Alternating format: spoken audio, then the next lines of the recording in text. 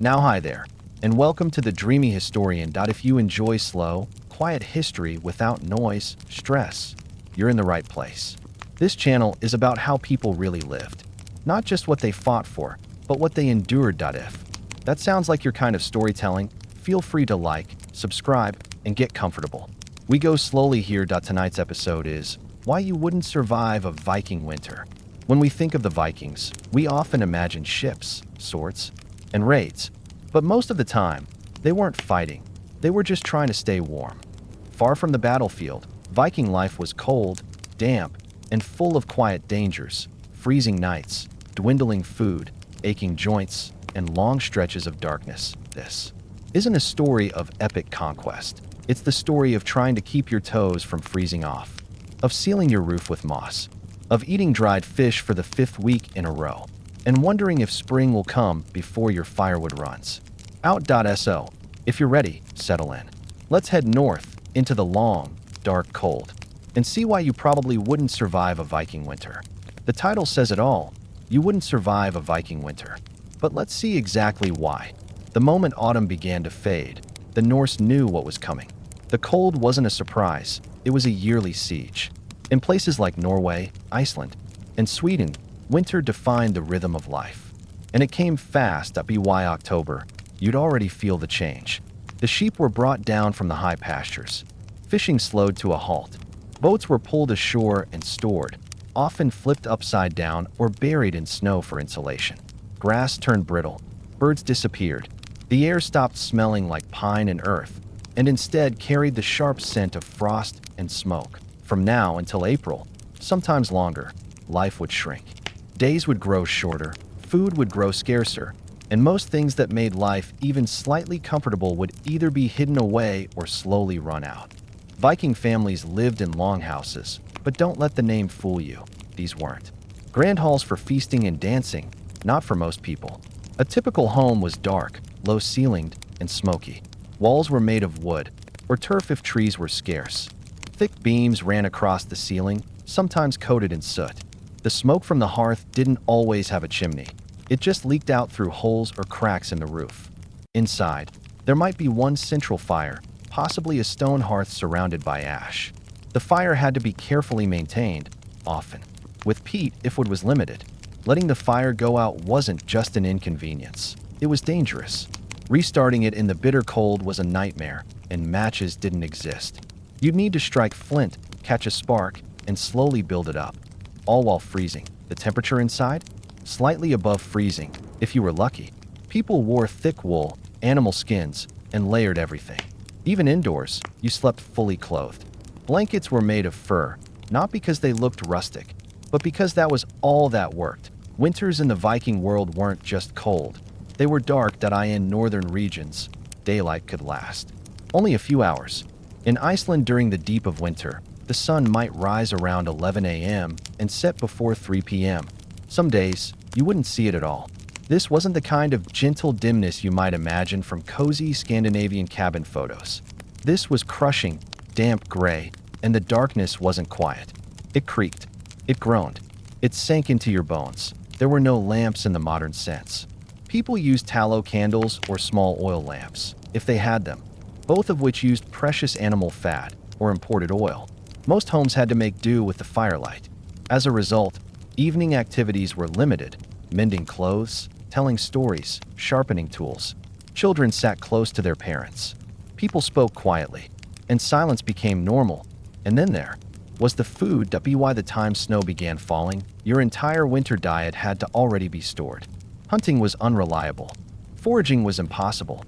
Everything you ate came from what you preserved or didn't. This meant dried fish, salted meat, fermented vegetables, hard bread made months ago, and perhaps a bit of cheese. Fresh food was gone. Milk often froze before you could churn it. Eggs were rare unless you kept hens inside, and most didn't, and storage wasn't easy. Meat spoiled. Mice invaded cellars. Salt was expensive. If you had a bad harvest, there was no backup. There were no supermarkets, no government aid, no food banks. If your supplies ran out, your best hope was to beg from a neighbor, assuming they had anything to spare. Even water was a problem. You couldn't just open a tap. Streams froze. You melted snow? Sure, But that took time and fuel.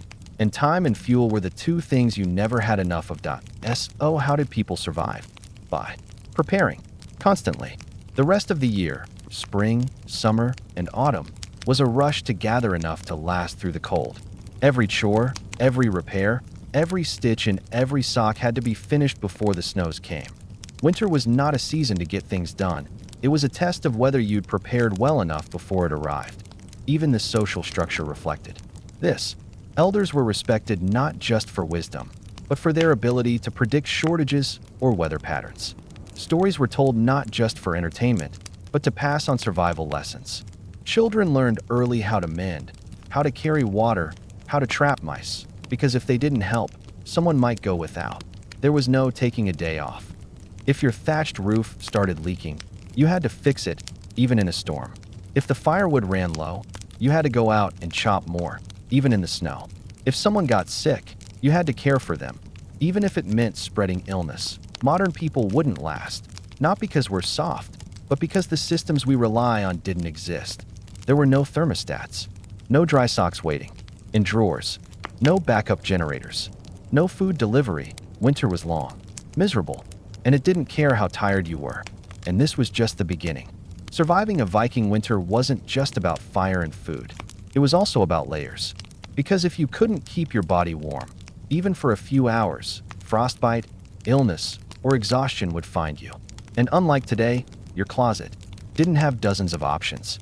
You had maybe 2 outfits, and both were heavy. What did Vikings wear in winter? First, wool. Thick, scratchy, hand-woven wool was the most common fabric. Viking families spun it themselves from sheep they raised, if they were lucky enough to have them. Wool was valued not for style, but survival. It held heat even when wet, and it could be layered. Most people wore an undergarment, a rough linen tunic if they had one, and a woolen overtunic on top. Trousers were made of wool too, often tied with strips of fabric or leather to hold them at the calf. Over this came cloaks, fastened with brooches or leather ties. A good cloak was priceless. It could serve as a blanket, a coat, even a privacy screen. But here's the truth. Wool alone wasn't enough to in deep winter. Even with multiple layers, the cold seeped in. There was no waterproofing. If your cloak got wet, it stayed wet. If your boots got soaked, you dried them by the fire and went without until they were usable again. And drying could take days. Shoes were another issue. Viking footwear was handmade from soft leather and didn't have modern soles. They were basically leather socks with rawhide soles, sometimes stuffed with straw for insulation. In winter, these froze. People wore wool wrappings inside them, or thick socks, but even then, feet stayed cold and wet all the time. Imagine going outside in freezing temperatures, trudging through snow and slush, with soaked leather wrapped around your feet. That's what they dealt with daily, and you didn't have a closet full of backups. 1 pair, maybe 2, for the entire household. If they tore, you patched them. If they tore again, you kept patching. People became masters of mending. Every scrap of fabric had a second life. Even discarded wool was reused, stuffed into boots, gloves, or door cracks. Speaking of gloves, they were rare. Mittens, if owned at all, were made of wool. Some were lined with fur.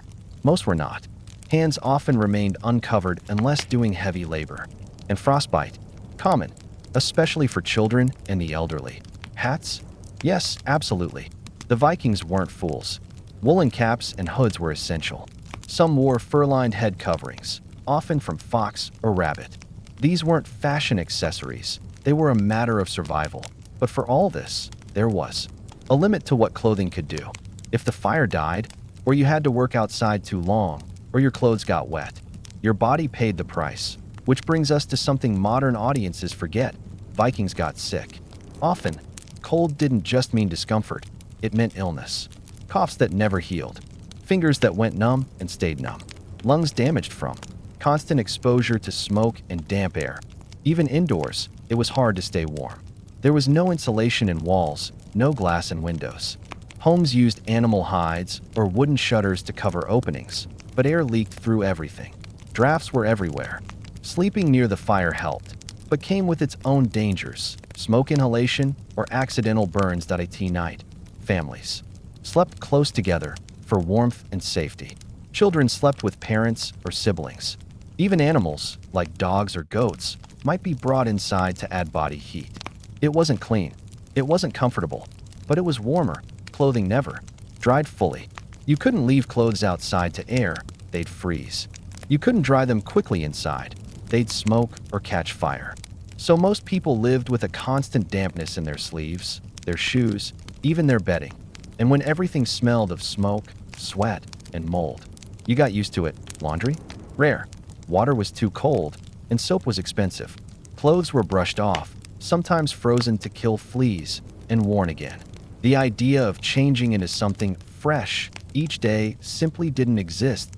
So yes, the Vikings were tough, but they weren't invincible. Winter humbled everyone, no matter their strength or status, and your modern hoodie wouldn't help. So, you're cold, you're wet, your clothes smell like smoke and sheep, but you're alive. Now comes the next challenge of surviving a Viking winter. Food. Eating in the medieval North wasn't about flavor or preference. It was about survival. Getting enough calories to make it through weeks of darkness, hard labor, and endless cold. If you didn't plan months ahead, you didn't eat at all. Let's start with the basics. Vikings were farmers, first and foremost, not full-time. Warriors.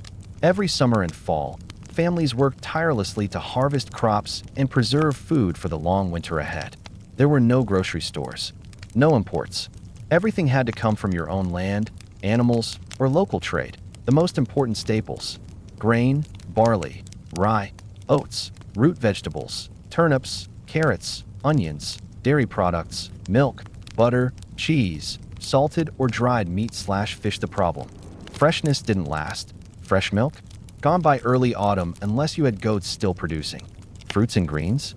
Already rotting or frozen. Bread had to be made sparingly. Flour was precious. That meant most of your meals looked like this: a thin barley or rye porridge, flavored with salt or onion. Root vegetables, boiled until soft. Occasionally, a small piece of dried or salted fish. If you were lucky, a bit of preserved meat, or hard cheese. And when we say salted, we mean very salted. Viking preservation methods involved packing meat and fish in thick layers of salt, or smoking it for days over a fire. The result? It kept for months, but tasted like a block of ash in ocean. Chewing through it was a chore. Water? Not always safe to drink. So people drank thin beer, a weak ale that was low in alcohol but boiled enough to kill bacteria. If you were rich, you had mead. If you were poor, you had bitter, warm barley water. Either way, no one had clean, crisp water flowing from a tap. Now imagine this routine. Every day for months, and no chocolate, no coffee, no fruit juice, no fresh eggs unless your hens miraculously laid through winter. Most meals were grayish-brown, lukewarm, and eaten out of wooden bowls, sitting near a smoky hearth, surrounded by half-asleep relatives. Hunger was a constant presence. Rations were tight. If you overate in early winter, you might starve by February. Families made careful decisions about who got what. Children were fed first. The elderly often ate last.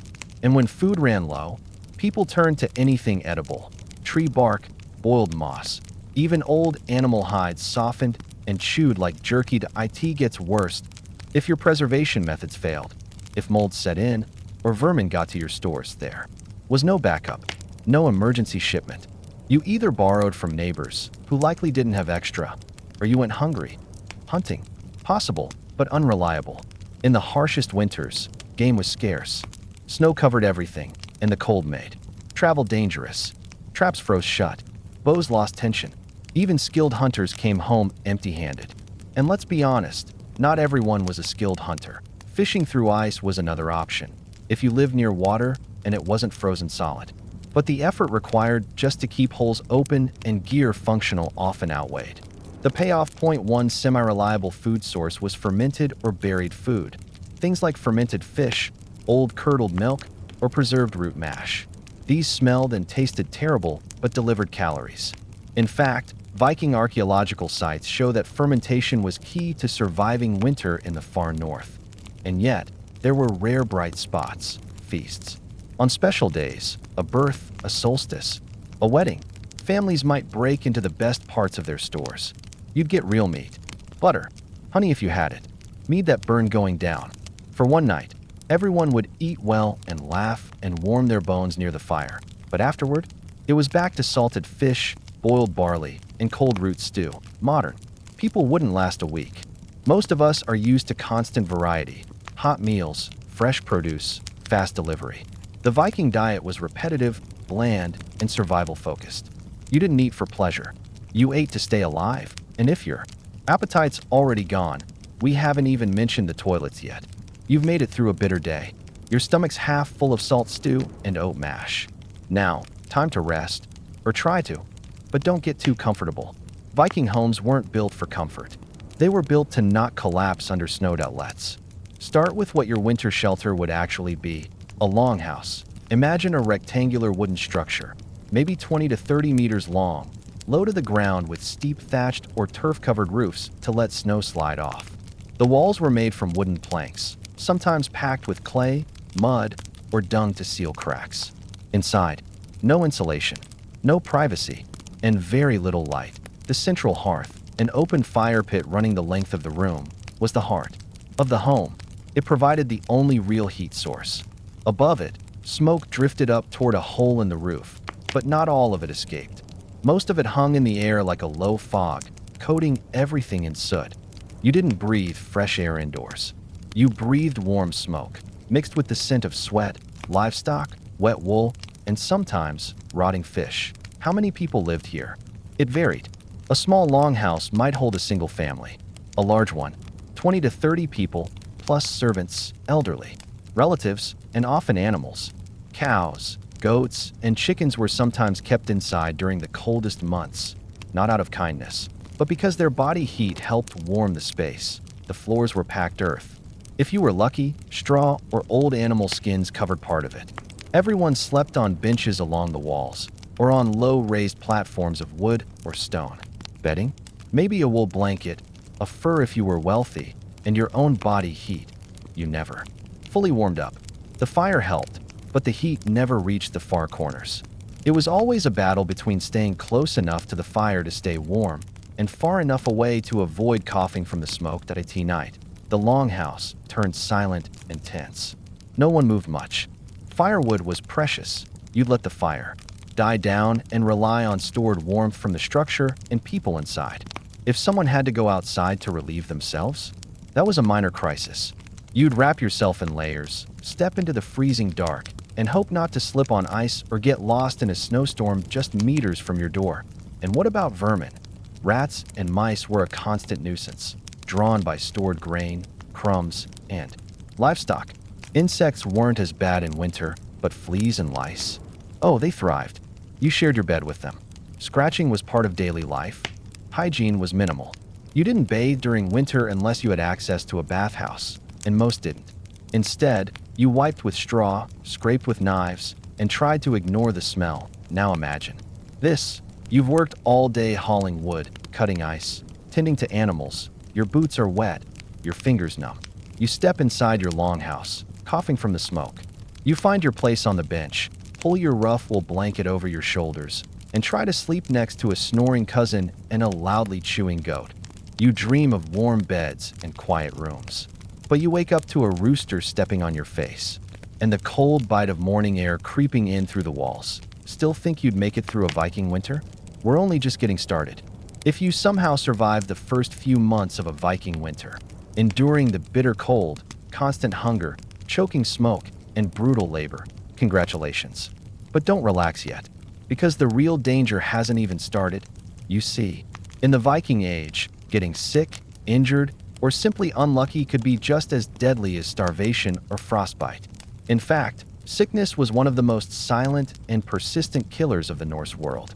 And if you, a modern person, found yourself in that time, you'd be terrifyingly vulnerable when a mild cold meant a death sentence today. If you feel a little run down, you might make some tea, rest, and scroll your phone under a blanket.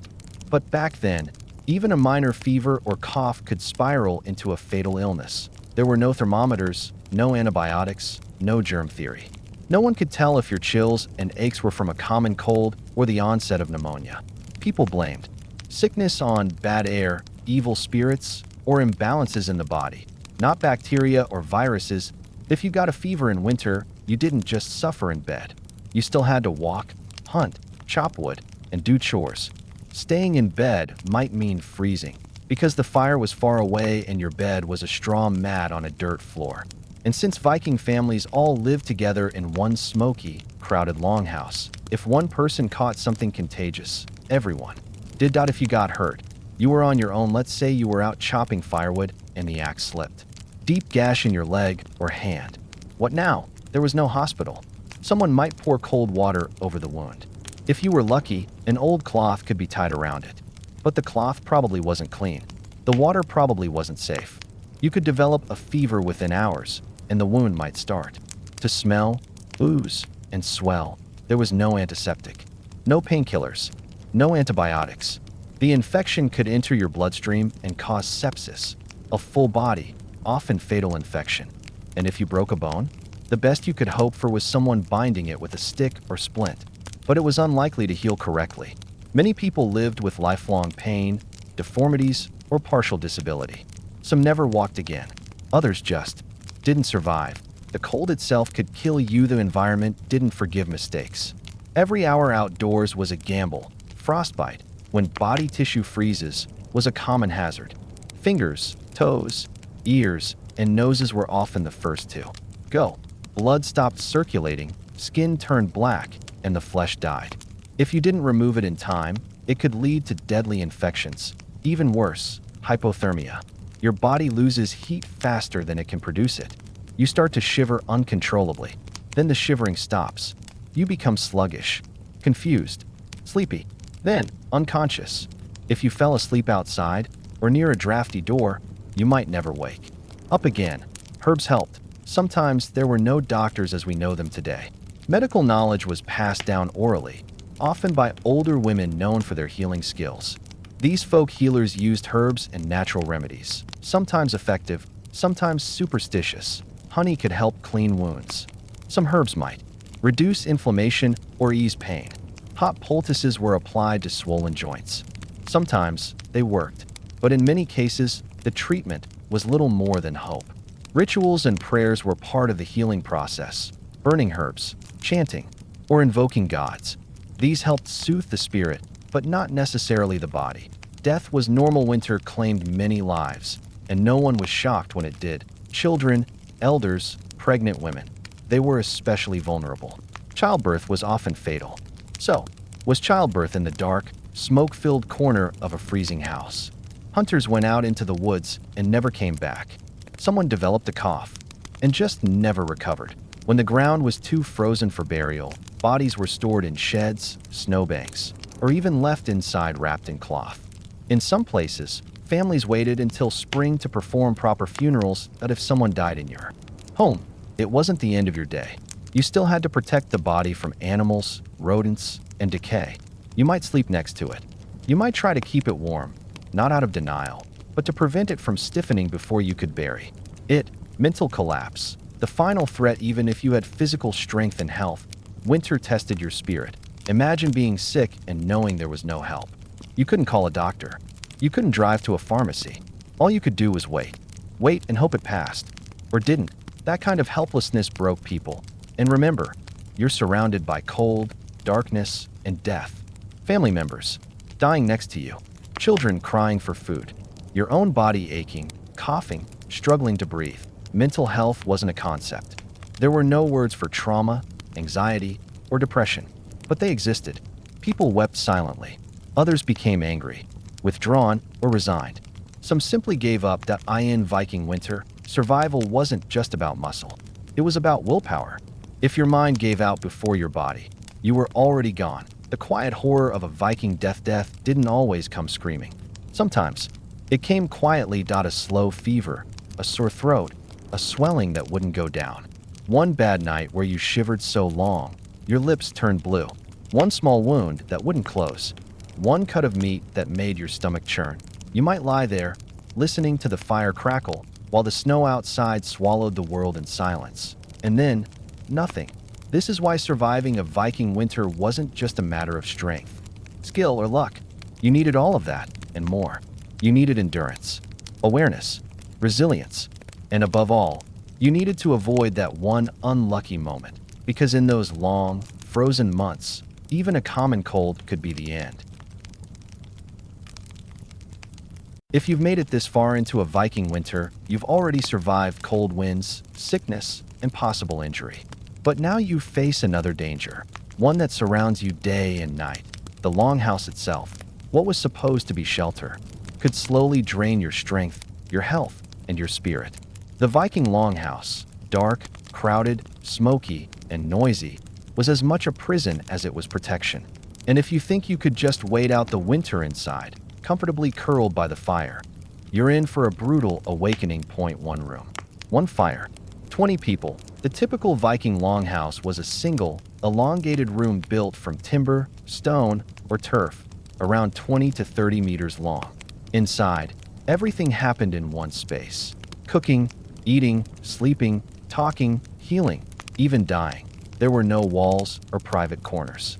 You shared your space with your entire family, grandparents, cousins, infants, and sometimes animals. That means constant noise, smells, coughing, crying, and chores all in the same airless space. You wouldn't get peace. You wouldn't get privacy. You'd just get through the day, then the night, then start over again. No chimney, just smoke. The hearth, the only source of heat, sat in the center of the longhouse, an open fire burning day and night. But there was no chimney. The smoke rose, then stayed, slowly filling the air. After a few minutes, your eyes would water, your throat would burn, your chest would ache. This wasn't campfire smoke. This was thick, trapped smoke from wet wood, and animal dung, often used as fuel. Children grew up breathing it. Old people coughed themselves into exhaustion. Over time, the smoke blackened the beams above and the lungs inside. Today, we know smoke inhalation can cause lung disease, heart, strain, and early death. Back then, it was just a normal part of daily life. Every breath you took inside was hurting you. Infestation and rot. You sleeping on a bed of straw or animal skins laid over wooden slats or directly on the floor. Warm? Maybe, but also damp, dirty, and crawling with life. Lice, fleas, and mites were constant companions. They lived in your bedding, your clothes, your hair. You scratched, you bled, and still they returned. Rot was another problem. With dozens of wet boots, melting snow, spilled broth, and no real airflow, moisture built up inside. Mold grew in corners. Wood warped and softened. Your shelter slowly tried to decompose around you. The stink of winter now, let's talk about. The smell. There's no ventilation, no bathrooms, no soap as we know it. People washed rarely, maybe once a week, if that. They relieved themselves outside, or in buckets if the snow was too deep. Meat hung from rafters, drying or slowly rotting. Fish guts soaked into the floor. Animals, sheep, goats, dogs, might sleep inside too, especially in deep winter. It was a funky stew of body odor, dung, smoke, damp straw, sour milk, and rot. And you breathed it, ate in it, and slept in it. Every day. Constant noise. No rest was almost impossible. Babies cried. Elders coughed. Dogs barked. The fire crackled. People argued or sang or talked deep into the night. And even if you did fall asleep, you'd be awoken by someone stepping over you, your neighbor turning over and elbowing your ribs, or the wind howling through the thatch. Sleep deprivation was common and dangerous. Without deep rest, your body couldn't heal. Your immune system weakened. Your mind frayed. Over time, the longhouse didn't just make you uncomfortable. It made you sick. Psychological claustrophobia. Imagine this. It's your fourth week without seeing the sun. Snow piles outside every door. Inside, the air is gray with smoke. You've eaten nothing but dried fish and porridge for days. You've slept beside the same 12 people in the same position for weeks. And there is no escape, no fresh air walk. No separate bedroom. No personal space. For many, this environment led to depression, anger, or withdrawal. Some historians believe this contributed to the legendary Viking temper, the sudden outbursts, the feuds, the violence. When you're trapped for months without space to breathe, something inside you breaks. The fire could turn on you, and remember, your only source of warmth, the hearth, was also a risk. Open fires meant burns, accidents, and sometimes deadly house fires. A misplaced ember could set bedding ablaze. Children could fall in. Sparks could ignite dry timber walls. And if the fire went out during the night, you might wake up to frostbite. Or not wake up at.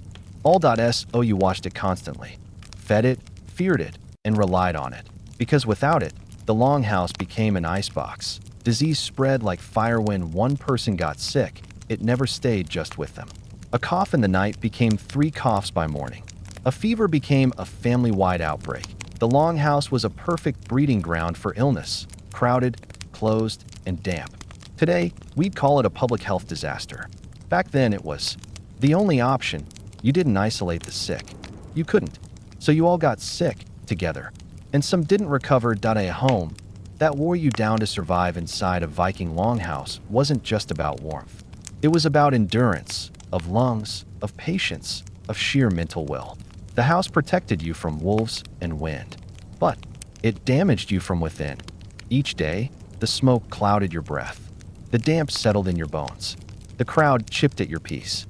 And the silence of the snow outside reminded you there was nowhere else to go.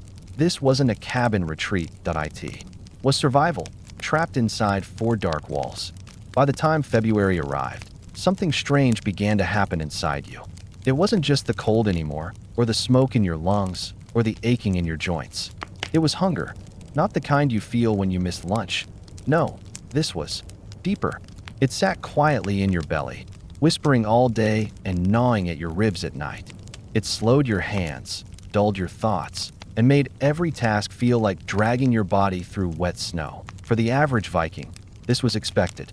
Even if you had worked hard all year, harvesting grain, drying fish, storing root vegetables, smoking meat, food ran low. Always. No one went into winter thinking there would be enough. You hoped, but hope didn't fill stomachs. Rations became smaller. Bread slices became thinner. Broth became clearer. You started to pretend you were full, even as your body knew better. Your daily meals became ritual. A cup of barley porridge in the morning. A piece of flat, dark bread, made weeks ago and growing stiffer by the day. If you were lucky, a chunk of dried fish in the evening, boiled into a sour-smelling stew that filled the room more than it filled your stomach. Salt stung your lips. The broth was thin and gray. But you ate anyway. You didn't complain. There was no one to complain to. Sometimes the food turned. Mold crept into the corners of the bread. The dried meat began to stink faintly of rot. But it didn't matter. You ate it anyway. There was no alternative. Spoiled food made you ill, but hunger made you weaker. And weakness was more dangerous than nausea. If your belly turned inside out one night, you simply waited for it to stop. If you had a fever the next day, you kept working anyway. You couldn't afford to stop. You didn't talk about being hungry. Everyone was. Your brother's eyes looked darker than before. Your sister barely spoke now. Your mother saved her portions for the youngest children. Your father chewed his food slower, as if trying to trick his body into thinking it had more. You felt tired all the time. You dreamed of eating. Real dreams. Fresh apples, warm cheese, honeycomb dripping in sunlight. But in the waking world, your meals smelled like smoke, salt, and cold. Would that be why this point? The body had already begun consuming itself. First it burned your stored fat, then your muscle. You noticed your arms looking smaller. Your pants hung loose at the waist. Your skin was pale, dry, and cracked near the knuckles. When you lifted something heavy, your hands trembled. Your gums bled when you chewed. If you cut yourself, the wound took longer to heal. You got cold faster. You couldn't think clearly. You said the wrong words. You forgot simple things. You sat by the fire and stared, not because you were bored, but because you were disappearing. This was the slow death, the one no one talks about in heroic Viking tales. Not the kind of death you met on a battlefield, sword in hand, and heart pounding. No, this one crept into you with each skipped meal. It didn't announce itself. It just settled in. Quiet. Patient. It made your bones feel hollow. Your thoughts felt far away. And worst of all, you got used to it. That was the terrifying part. You accepted it. You tried to make meals feel like more than they were. You shared stories while eating. You let the little ones eat first. You thanked the gods, even when your bowl was nearly empty. On feast days, rare and precious, you gorged yourself with whatever was left. Roasted meat if you had it. Thick stew with roots and herbs. Maybe ale that hadn't spoiled. Your body would almost panic, unsure how to handle so much food. And then, the next day, it would all be gone again. Not everyone got even that much. The poor, landless laborers, widows, or those whose crops failed were sometimes left with nothing. They made soup from tree bark. They ground acorns into flour. They boiled strips of old leather, scraping salt off the inside to flavor broth. Yes, leather broth. The people who drank it didn't joke about it. They just survived. Some didn't. When someone died, and they often did, it was rarely blamed on hunger. People said they were taken by the cold or lost to fever. But the truth was always more complex. The cold weakened the strong. The hunger finished them off. And in the final days, they spoke little, moved less, and slowly faded until the firelight no longer reflected in their eyes. And yet, those who remained kept going. Because what else could they do? The snow still needed to be cleared. The animals still needed feeding. Firewood needed chopping. There was no pause, no winter break. You worked through hunger. You lived through it. Because if you didn't, you wouldn't live at all. Would you have survived this kind of hunger? This dull, invisible enemy that stripped you of everything slowly? Could you have watched your family grow weaker day after day, knowing you had nothing more to give them? The Viking winter didn't just test your strength. It tested your will to continue, long after your body had nothing left to give. You thought the cold was the hardest part, or maybe the hunger, but there was something else you didn't expect. Something slower, quieter, and far more dangerous. It wasn't a thing you could touch or run from. It was the dark, not just nightfall. Real, suffocating, unending darkness that in the Viking homelands, especially in the far north, the sun would vanish for most of the day during deep winter. Not metaphorically, it was simply gone. A faint blue light might hover at the horizon for an hour or two, like a memory of the sun, and then it would fade. What followed wasn't just night. It was something else. An oppressive, silent absence that filled every space. Time began to lose meaning. Without sunlight to mark the day, you started to forget when things should happen. Morning, afternoon, evening, it all blended into the same dull gray. You woke in the dark. You worked in the dark. You ate in the dark. You slept again still. In the dark, unsure how many hours had passed.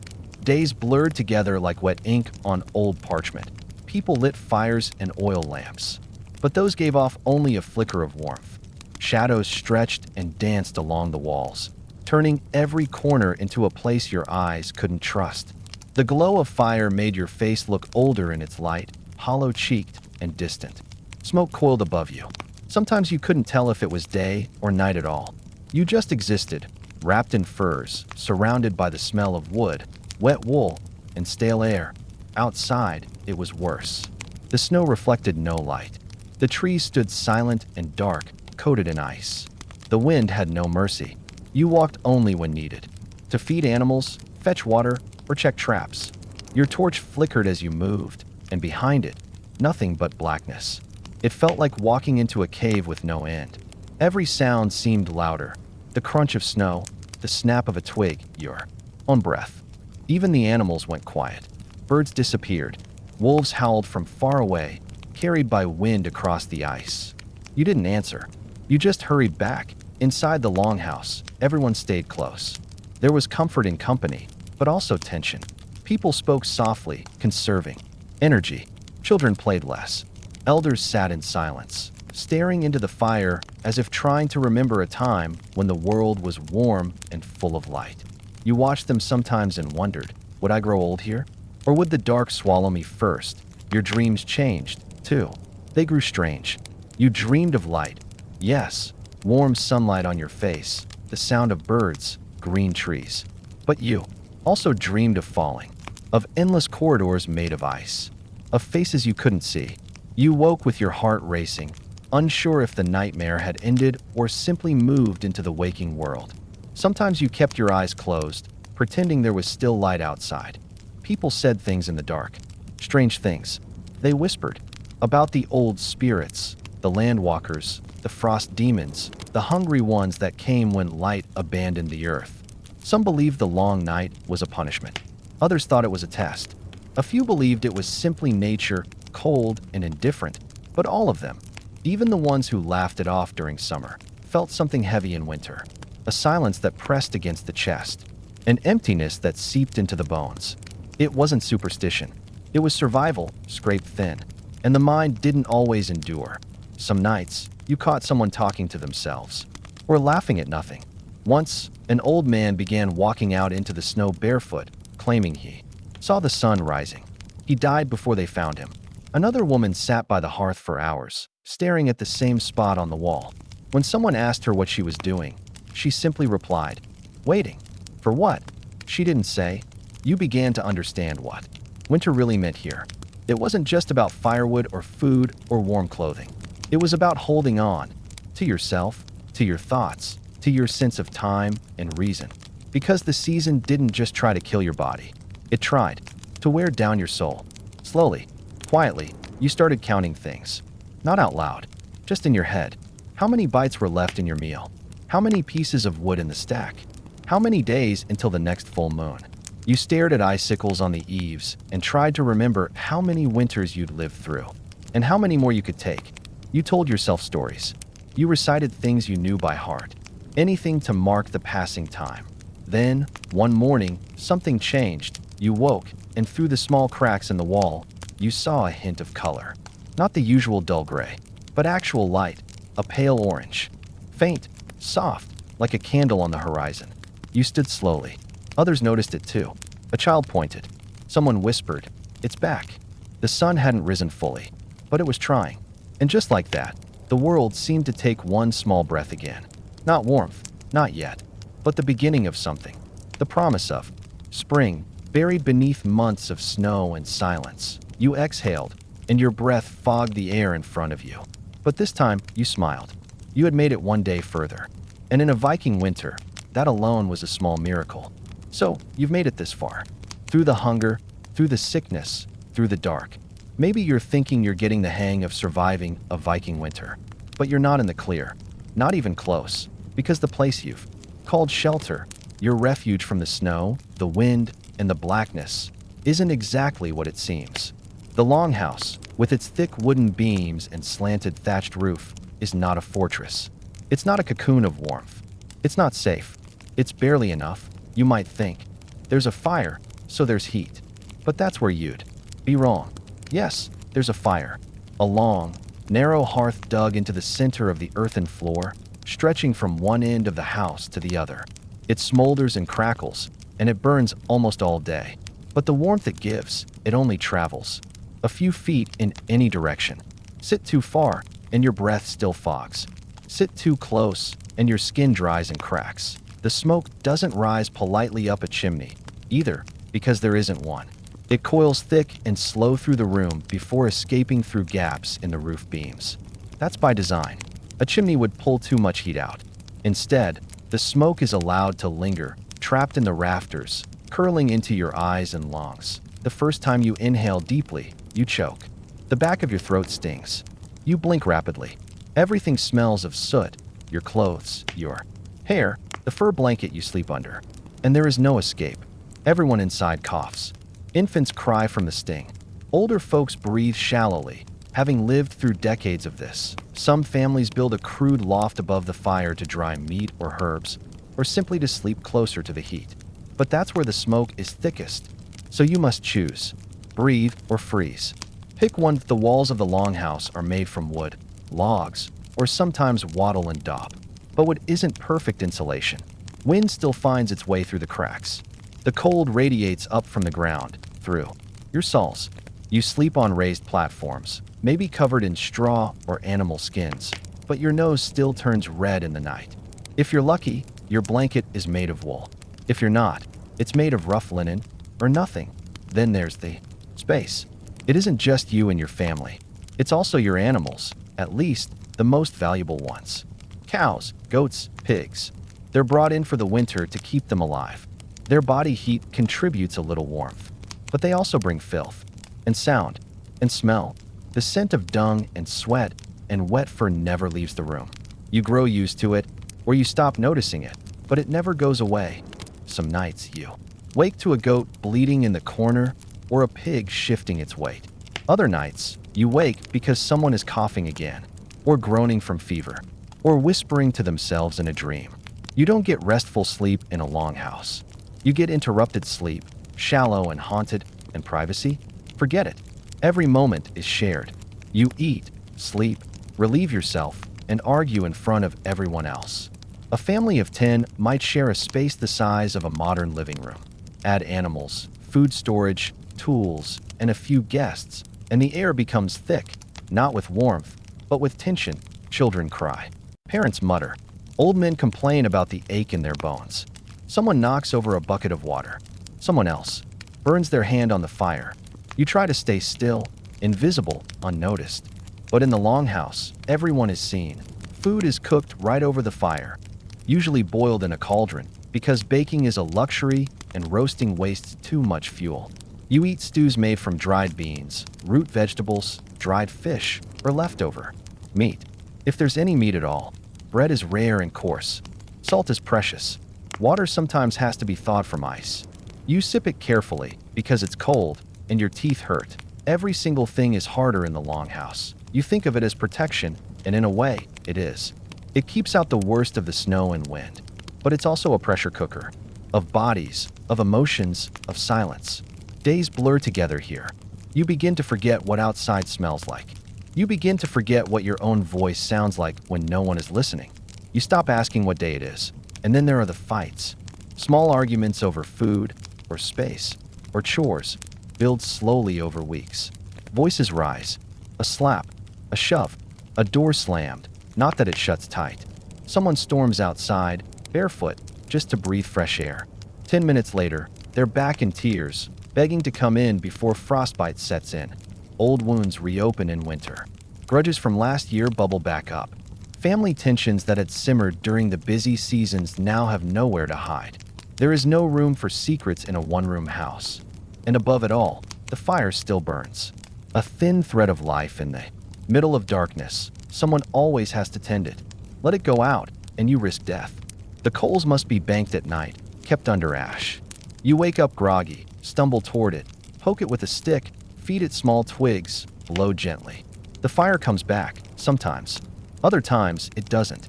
Then you're starting from scratch, with flint and steel, or a burning stick from a neighbor. Yes, fire keeps you alive. But it's also a fragile illusion. It flickers. It fades. And when it goes out, everything goes out. You learn to sit close, facing it, eyes half-lidded. The fire becomes your television, your clock, your altar. You watch the flames and think about your choices, or your past, or whether spring will come before you stop feeling anything at all. Because the longhouse is not just shelter. It is a waiting room for spring, for light, for movement. It is the belly of winter, warm only, in patches, filled with breath and smoke and silence. You live here, but you do not thrive. You endure, and outside, the snow keeps falling. By the time you've spent several weeks locked in the same longhouse, you begin to lose your grip on time. The days don't pass, they blur. The sun, if it rises at all, barely crests the horizon before vanishing again. You can't remember the last time you saw your own shadow. In Viking Scandinavia, winter isn't just cold.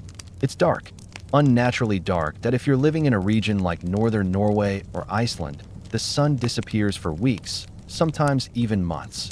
You wake in darkness. You eat in darkness. You argue, work, pray, and sleep, all beneath a heavy black sky. The concept of morning and evening becomes abstract. You mark time by the fire, by hunger, by fatigue. And even then, you're guessing. This kind of darkness isn't just inconvenient. It starts to get inside you. At first, it's physical. Your body aches more than usual.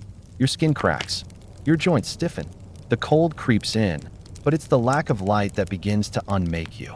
Without sunlight, your body stops producing enough vitamin D. You become weaker. You tire faster. Your bones might hurt for no clear reason. But it's more than that. It's emotional erosion. You grow more irritable. Or worse, you grow quiet. Too quiet. You sit in the same corner, watching firelight flicker on wood beams, and you start to feel numb. As if you've always been here. As if the outside world was a dream you once had. The trees, the rivers, the skies, they might exist, but not for you. Not anymore. The Vikings didn't have a word for seasonal depression. They didn't know what serotonin or melatonin were, but they knew winter changed people. Some grew restless, others despondent. There were tales, whispered ones, of men who wandered off into the snow at night, barefoot, never to be seen again. Others would sit near the fire, not speaking, for days, until someone had to shake them to bring them back. And then there were the children. Children in Viking longhouses had energy, but no outlet. They couldn't play outside, not when the snow was waist-high and the winds could slice your cheeks raw. Indoors, they were told to stay quiet, not to step near the fire, not to disturb the animals. They whispered games in the straw or stared up at the rafters. Boredom gnawed at them, and with it came mischief. A broken pot, a burned hand, a misplaced tool. And every mistake in winter carried weight. Punishments were strict, not because the parents were cruel, but because consequences were unforgiving. A spilled water bucket meant ice. A lost knife meant hunger. A broken door hinge meant exposure. There was no margin for error. Winter turned every small action into a test of survival. And through it all, time dragged. You try to keep busy. Carving wood, mending clothes, grinding grain, repairing tools, telling stories. But eventually, there's nothing left to do. You run out of thread, or wood, or energy. And then comes the stillness. Some nights, you lie awake and listen. To wind, to coughs, to silence so thick it feels like a blanket over your ears. You think of the sky outside. Not blue, not gray, but utterly absent. The stars are hidden. The moon, if visible, is low and pale like bone. And even when the sky clears, it brings no comfort. Only the eerie green glow of the northern lights, snaking across the heavens like ghostly dragons. The Vikings saw these lights as omens. Some believed they were spirits of fallen warriors, marching in the afterlife. Others thought them messages from gods, reminders that they were watching, perhaps judging. You stare at them through a crack in the door and feel very, very small, because winter doesn't care how strong you are, or how brave, or how skilled. It doesn't fight you, it waits you out. It sits with you, silently, patiently, like a presence that never blinks. In such a world, ritual becomes survival. You begin to count days by markings on a wooden beam. You place a stone in a bowl for each evening past. You invent meaning where there is none, because without it, you risk slipping into that other kind of cold, the kind that lives in the soul. Even Vikings had festivals to push back the dark. The midwinter blot, a sacrificial feast, was more than tradition. It was resistance. It said, we are still here. We remember the sun. We will eat and drink and pray, not because it helps, but because it matters. You might not have much to sacrifice, maybe an old hen, maybe a bit of cheese, but you give it anyway. And then you sing, loudly, cracked voices, off-key, echoing. In a smoky hall, it doesn't sound beautiful. It sounds alive, and that matters, because in the depths of a Viking winter, being alive is not something you take for granted. You earn it. Every single day, you earn it when you drag yourself out of bed to feed the fire, when you push aside the flap of fur covering the door and step into the cold to check the stores, when you share your last piece of dried meat with someone sicker than you, when you whisper an old poem to yourself just to hear a familiar rhythm. In your ears, even your dreams change. They become darker, more vivid. You dream of summer, of warm grass and running water, of green. Then you wake, and it's black again. And you wonder if you'll ever feel warmth that isn't fire, or see color that isn't blood or ash. But you keep going, because there's no other choice. That's what the Viking winter is. It's not just snow and ice and fire. It's the long, relentless erosion of your spirit. It's the test that doesn't end. The cold that isn't always outside, but sometimes inside. And the only way to survive it is to never stop fighting back, even when it feels like time itself has frozen. You survived the cold. You endured the darkness. But now, your stomach is beginning to turn on you. Because in Viking winter, the weather isn't your only enemy. Hunger, deep, gnawing, and inescapable, is always just a few days away. The time the harshest part of winter sets in, your village's food stores are already shrinking. The dried fish is getting stringy. The smoked meat is getting tough and moldy. The barley sacks are dangerously low, and the sour milk smells more like acid than dairy. You open a sealed barrel and pray to Odin that there's no rot. Or worse, no nothing. There were no supermarkets, no deliveries, no greenhouses. Everything you had, you harvested or preserved months ago, and you hoped it would be enough. But hope doesn't fill your stomach. It doesn't stop a child from crying through. The night with hunger pangs. It doesn't make a single fish stretch into 5 portions. Viking winters were a time of rationing, and everyone felt it. The strongest ate more: warriors, farmers, hunters. The weak and old, they were expected to get by on less. Not because people were cruel, but because that's what the math demanded. Survival didn't play favorites. If you couldn't contribute, you were expendable. It's early January. Your portion today is thin porridge, barley and water, barely salted. It fills the bowl, but not your belly. There's a stale piece of flatbread to chew slowly, and maybe a sliver of dried meat. If you're lucky. More often, it's just soup. Hot water with bones and whatever roots haven't rotted yet. No one complains. No one dares. You eat in silence. The kids go first, not to eat, but to be fed, because a hungry child is loud. And in a longhouse where silence keeps sanity, noise is dangerous. The infants are fed goat's milk if there's any left. The toddlers gnaw on dried apple slices and chew on boiled turnips like it's a feast. You watch them wondering how long you can protect them from what's coming. Then there are the extremes. Every village has stories of desperation, whispered once, never admitted aloud. The neighbor who ate their dog. The hunter who never shared his kill. The woman who mixed tree bark into her bread, even though it made everyone sick. Some say the worst happened in the mountains, that people ate things they shouldn't. Things unholy. You don't ask. You don't want to know. But when your stomach clenches at midnight and your bones feel hollow, the thought crosses your mind. How far would you go? Some households try to stretch what they have with hunger bread, loaves made with bark flour, ground moss, or dried nettle leaves. These aren't nourishing. They're space fillers. They give the illusion of eating, but they also make you sick. The bark causes stomach cramps. The moss makes you dizzy, but you eat it anyway because hunger hurts, and the pain isn't just physical, it's emotional. It becomes harder to think, to laugh, to even speak. You begin to obsess. You dream of meat, of fat. You imagine biting into raw butter and letting it melt on your tongue. You'd kill for a single egg. And yet, the chickens haven't laid since November. Hunting? Don't even think about it.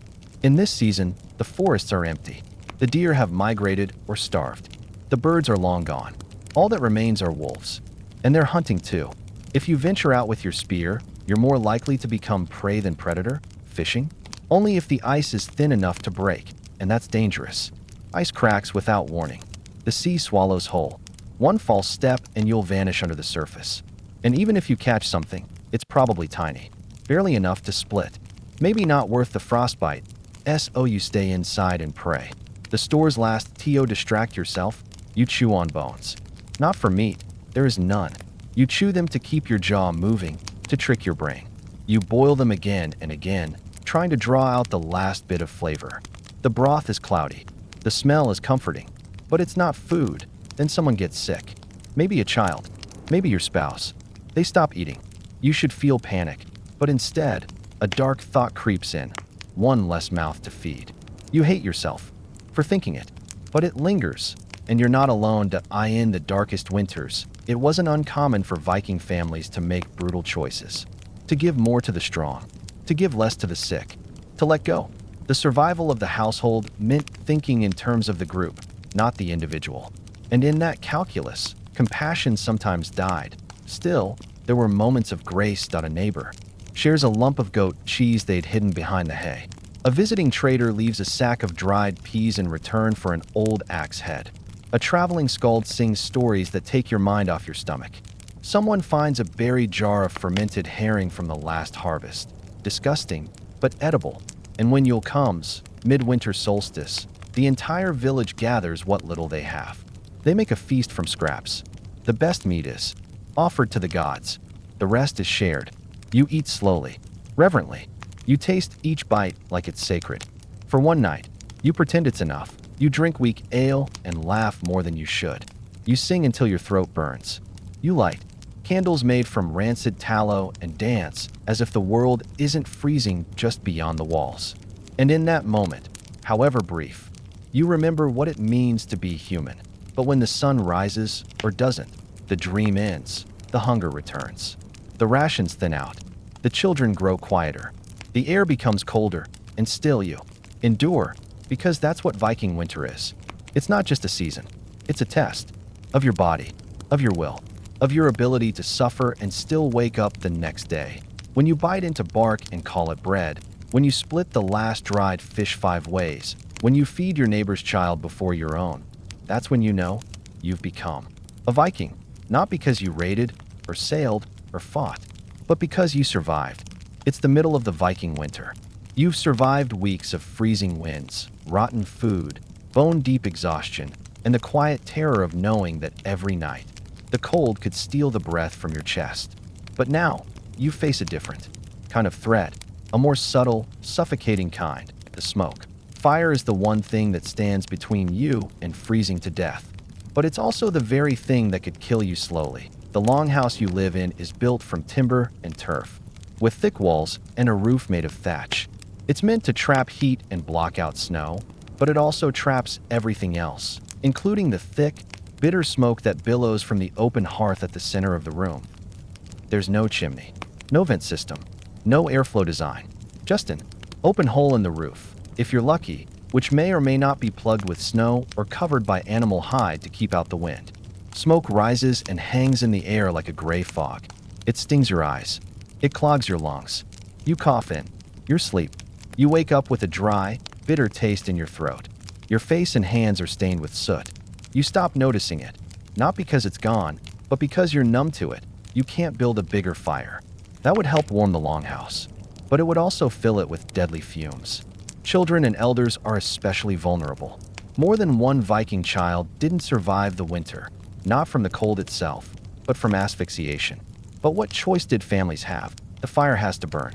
Every single night. Every hour. Without it, the inside temperature drops rapidly.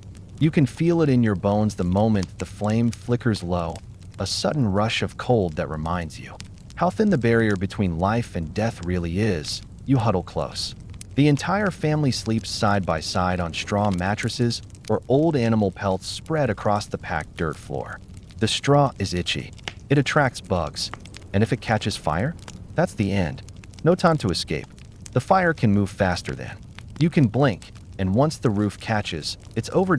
So you keep the fire small, manageable, constantly fed, constantly monitored. You take turns.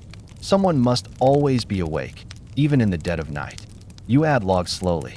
You arrange peat bricks carefully. You listen to the crackle of the wood, always alert for the wrong kind of snap or pop, the kind that means a log is rolling out of place, threatening to spill sparks into the dry, flammable interior. Fuel is running low. It always does by midwinter. You burned the easy stuff weeks ago: dry wood, twigs, leftover fence posts. Now you burn dung. It smolders more than it. Flames, creating smoke that hangs lower, thicker, and worse smelling than anything else. But it burns slowly. It lasts. That's what you need. The dung comes from cows, horses, sheep, pressed into bricks during the summer and left to dry. Now they are your lifeline. You never thought you'd be so grateful for the excrement of livestock. You try not to think about the irony. You're heating your home with the waste of animals that probably won't survive the winter themselves. At some point, someone gets desperate enough to burn furniture. A bench, a carved door frame, even a broken sled. These things took time to build. Time you don't have now. But warmth is more important than craftsmanship. And outside, the cold remains a silent, waiting force. It seeps through the walls, between the boards, under the door. You hang animal hides over the windows to keep out the drafts. They help a little, but the moisture from your breath and your sweat condenses on everything. The walls grow slick with frost. Your clothes never fully dry. Every surface becomes a breeding ground for mold and sickness. The longer the winter goes on, the harder it becomes to keep everyone warm. Everyone weakens. The elderly stay in bed all day, wrapped in furs. Children cry at night from the cold. Newborns? Their chances are grim. If they survive at all, they emerge into spring half the weight they should be, wrapped in rags, clinging to life. And yet, you must keep the fire going. You can't just survive the cold. You have to survive the maintenance of heat. It's constant. It's exhausting. If you doze off, even for a moment, a gust of wind could blow snow into the hearth, or a log could shift and spark a blaze. There's a reason so many Viking longhouses have burned down over the centuries. Archaeologists find the blackened remains, piles of charcoal buried beneath layers of turf and ash. Sometimes, they find human bones beneath the ruins. When the fire is strong, you warm your hands and feet. You stretch your fingers toward it and feel them again. You remember what it's like to not be in pain, but only briefly, because in a few hours, you'll be outside again, gathering more wood, checking on animals, clearing snow off the roof. Outside, the cold bites harder than ever. Your eyelashes freeze. Your breath crystallizes on your beard or scarf. If you fall, if your glove slips or your boot cracks, the cold gets inside. You might not make it back, but there's no choice. The fire must be fed, and the fire won't feed itself. Your hands blister. Your knuckles split and bleed. You can't feel the tips of your fingers for hours after returning indoors. But you must split more logs, carry more dung, keep the embers alive. Every hour counts. The fire becomes your obsession. You dream about it. You panic if it dims. You guard it like it's a newborn baby. It is your god, your enemy, your lifeline. Some nights, when the wind howls outside and the snow slams against the walls, you sit close to the flame and stare into it. You wonder how many winters you have left. You think about the people you've already lost. The ones who froze in their sleep. The ones who inhaled too much smoke. The ones who disappeared into the woods looking for firewood and never came back. The fire keeps burning. Because you keep burning, that's the truth of a Viking winter. It's not dramatic battles or heroic sagas. It's not ships or swords or treasure. It's this, a quiet war, fought against the cold, with nothing but wood, dung, and stubbornness. Every flame is a tiny victory. Every night survived is a chapter added to your family's survival story. And spring? Spring feels like a rumor, a fantasy, something you've imagined once, long ago, when you could feel the sun on your skin. But until then, you stoke the fire. You hold the line. You breathe the smoke. And you keep going, because that's what survival looks like, when warmth is both your savior and your threat. You've made it this far into the Viking winter. You've fought the cold. You've breathed the smoke. You've split logs with cracked, bleeding hands and warmed your children with your own body heat. But now, a different fear begins to take over, one that crawls into your stomach and lives there. Hunger, not ordinary hunger, not the kind you get between meals or after a hard day of work. This is the kind of hunger that makes you lightheaded when you stand. That makes your bones ache and your thoughts slow. The kind of hunger that turns people against each other, even those they loved. At the beginning of the winter, you had stores. You spent all summer preparing for this, salting fish, smoking meat, drying berries, fermenting vegetables, and baking flatbread you hoped would last. But no amount of preparation can fully account for the brutal unpredictability of a northern winter. The dried fish is nearly gone. The meat you smoked last August is stiff and tasteless, if it hasn't already turned green at the edges. The last of the cheese has started to grow a rind of mold, and though you scrape it off and eat what's left, you know it won't last long. You've already boiled down the bone broth several times, reusing the same marrowless bones, praying there's still something left in them. The root cellar is almost empty. You lift the heavy lid and feel the cold air rush out. But where once there were baskets of onions, turnips, and carrots, now there are shriveled remains, some with spots of rot, others half frozen into mush. There is no fresh food. There hasn't been in months. So you begin to ration. Carefully, reluctantly, you take smaller portions. You tell the children they've had enough when they haven't. You drink hot water with a dash of salt or a spoonful of lard, trying to trick your stomach into thinking it's full. It doesn't work for long. Soon, you start foraging again, even in the snow. You look for bark that can be stripped and boiled, moss scraped from rocks, frozen berries still clinging to dead shrubs. You crush dried nettles and mix them into water or broth. If you're lucky, you catch a squirrel or a bird in a snare, barely enough to feed a child. You eat everything. Cartilage, skin, organs, eyes. You boil animal hooves for days to make a thick, gluey broth that can be spooned like soup. Eventually, even the dogs start to look at you differently. They grow thin. Their ribs show. You share with them at first. They are your protection, your hunting partners, your warmth at night. But there's a limit to how long you can justify feeding another mouth when your own children cry themselves to sleep from hunger. And then it happens. The most dreaded, most shameful, most whispered about event in Viking life. The food runs out. Completely. No broth, no bones, no bark, no bait, just snow and silence. It's at this moment that the family sits in the longhouse, together but separate, staring at each other, wondering how much longer this can go on. Your body begins to feed on itself. First, it burns through the fat, then the muscles. Even the organs begin to shrink. Your skin becomes pale and thin. Your fingers tremble. Your thoughts grow hazy. You start to dream about food in vivid, impossible detail. A roast hare, a loaf of bread, a bowl of berries and cream. But when you wake, the hunger is worse. Children stop growing. Their bellies swell from malnutrition. Their hair thins. They become listless, quiet, like small ghosts. And you begin to wonder, who will go first? You've heard stories. Every Viking has. Stories of families who've had to do the unthinkable. Stories that don't get sung about in the mead halls, of eating the leather from shoes, of grinding animal bones into flour, of digging into the bodies of the dead. You swear you would never. You hope you never have to. But the ice outside doesn't care about your morality. There are no grocery stores, no food trucks, no aid from neighboring villages, because they're suffering just as much as you are. Some try to fish beneath the ice. They cut holes in frozen rivers, lower lines into the dark water, and wait. If they're lucky, they catch something.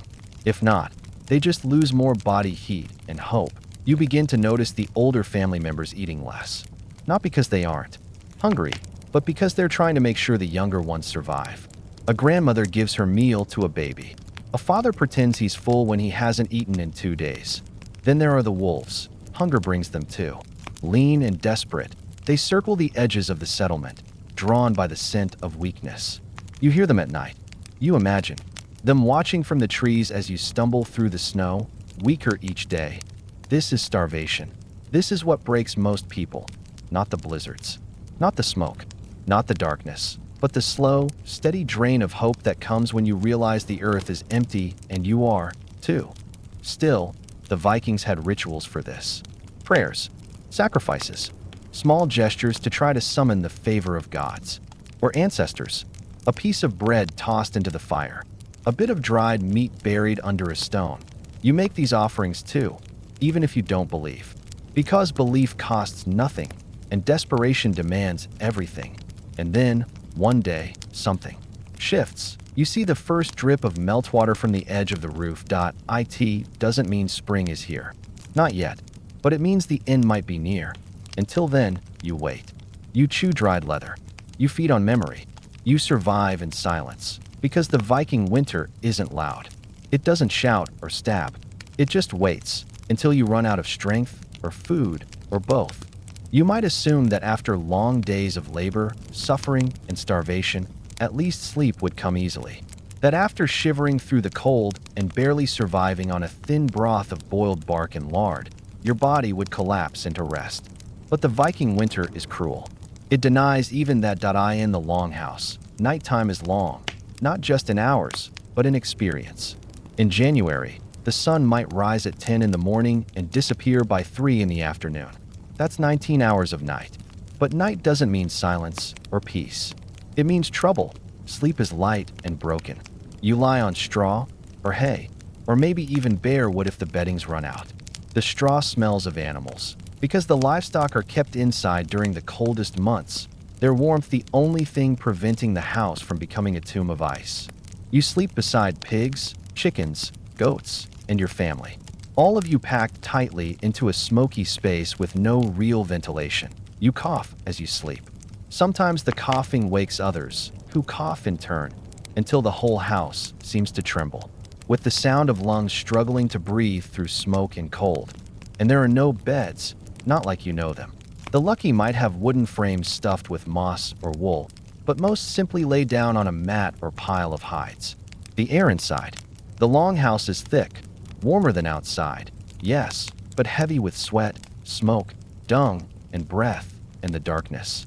The darkness is not empty, because in the absence of sunlight, the mind begins to wander. Without clocks, without screens, without books, time becomes strange. The Vikings, like many early cultures, didn't sleep in one long stretch the way modern people try to. Instead, they had segmented sleep, a first sleep, then a period of waking, then a second sleep. And in that middle waking time, maybe at midnight, maybe at 2 in the morning, things got weird. You lie awake, staring into the shadows cast by the hearth, listening to the snores, the wheezing, the rustle of animals. You might pray. You might listen for wolves. You might relight the fire or rub your hands to keep feeling in your fingers, or you might do nothing at all but wait, in the thick dark, for sleep to come again. Dreams become strange, too. Deprivation from food, light, and warmth makes your brain behave in unusual ways. You begin to hallucinate. You wake unsure whether you were dreaming or remembering. Sometimes you see people in the shadows who aren't there. Sometimes you hear voices calling your name. If someone in the house is very ill, if a child has a fever, or an elder is near death, it's said that spirits come to wait beside them, just outside the firelight. You try to tell yourself it's nonsense. But when it's 2 in the morning and the wind is howling through the thatch, and your breath is visible in the air above your chest, you start to wonder if maybe the old gods really do still walk the snowed. There's another danger too: sleepwalking. It's not uncommon when you're stressed, starving, and freezing.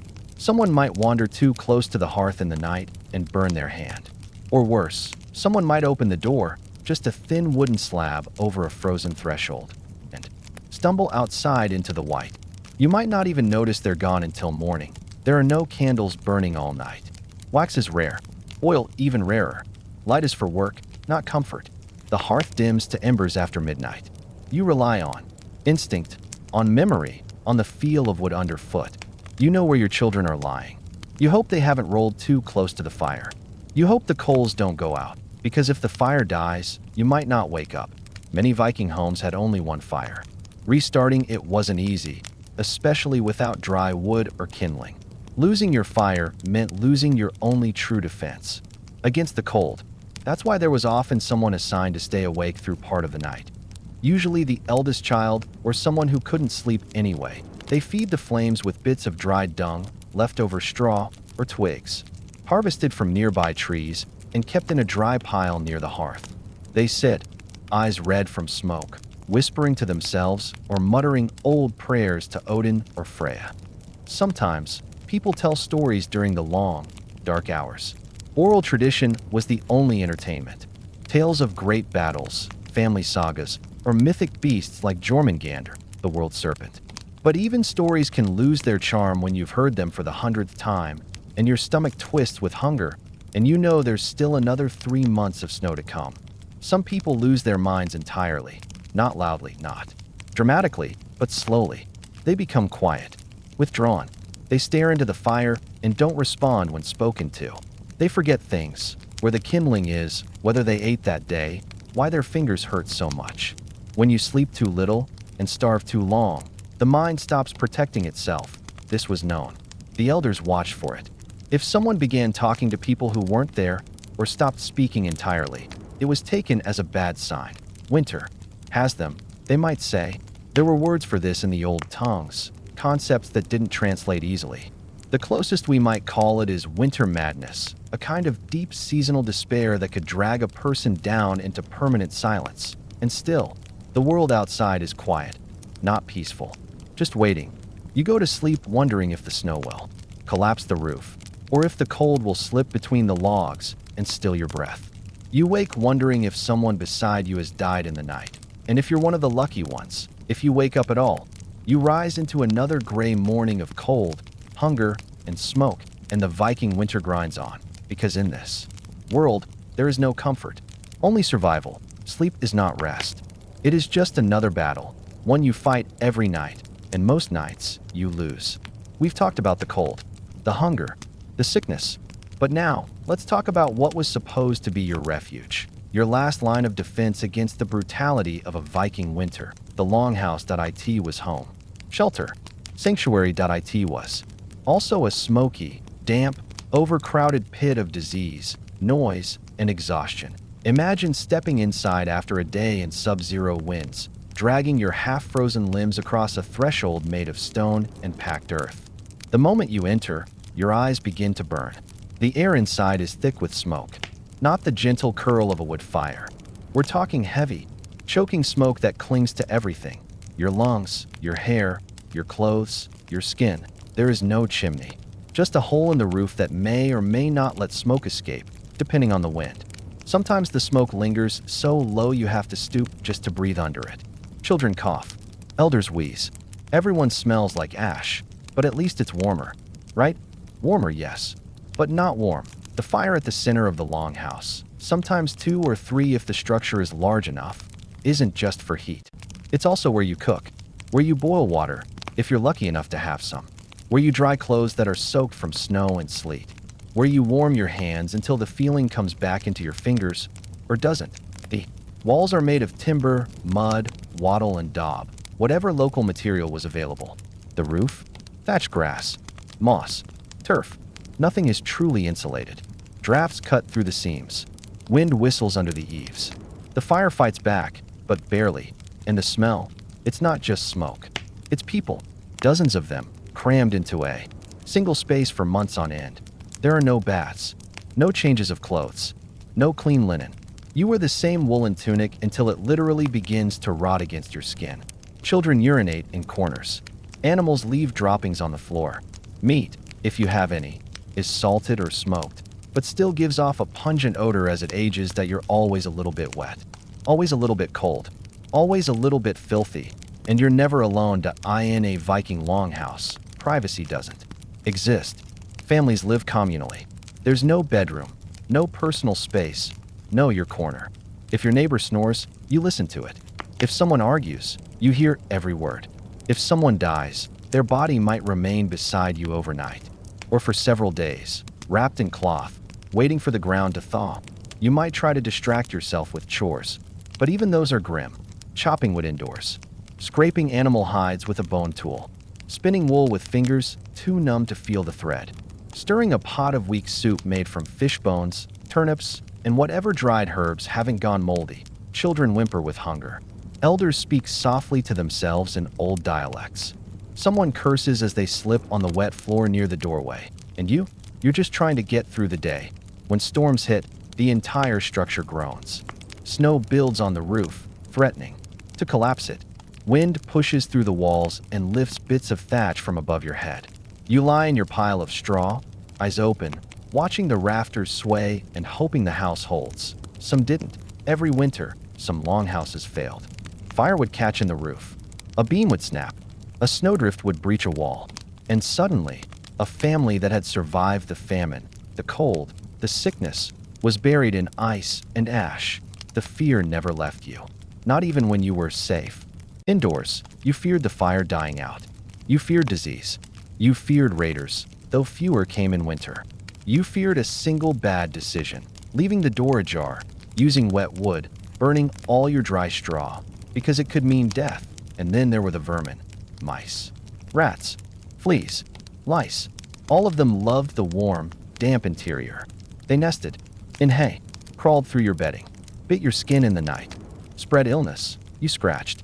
You bled. You tried not to think about it. There were no traps, no sprays. You'd pick fleas off your children with your fingernails and toss them into the fire, hoping they didn't come back. But they always did. Some turned to magic, or what we would now call superstition. Charms were hung near the door. Herbs were burned at night. Prayers were whispered to the ancestors. But you didn't believe in protection. You believed in survival. The strongest didn't boast.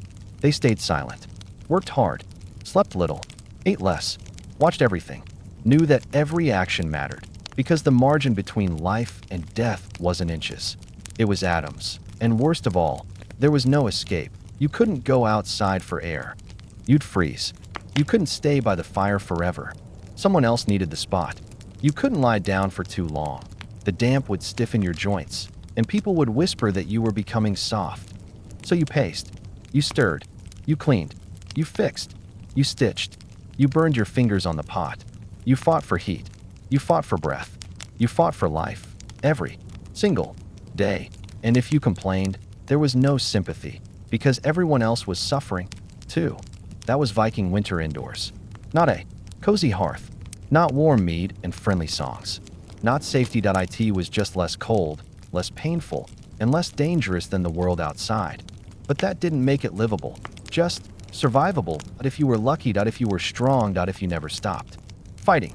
By this point in the Viking winter, you've survived the freezing nights, the meager food, the smoke-filled longhouse, the risk of illness, and the dull, endless labor. But there's another battle you probably haven't counted on. One that creeps in slowly, quietly, and can destroy even the strongest body, your mind. You see, Viking winter wasn't just a test of strength or endurance. It was a siege on your spirit, and no one talked about it. There was no concept of mental health in the modern sense. No vocabulary to explain what it meant to be hollowed out inside, to lose the will to speak, to feel the days melt together into a single, gray fog of suffering. But people still felt it. And if you lived through even one Viking winter, chances are you would too. Let's walk through what that looked like and why your mind might not survive, even if your body does. The endless darkness first, there's the light, or the lack of it. Depending on where your Viking settlement was, you might only see 4 to 6 hours of sunlight each day.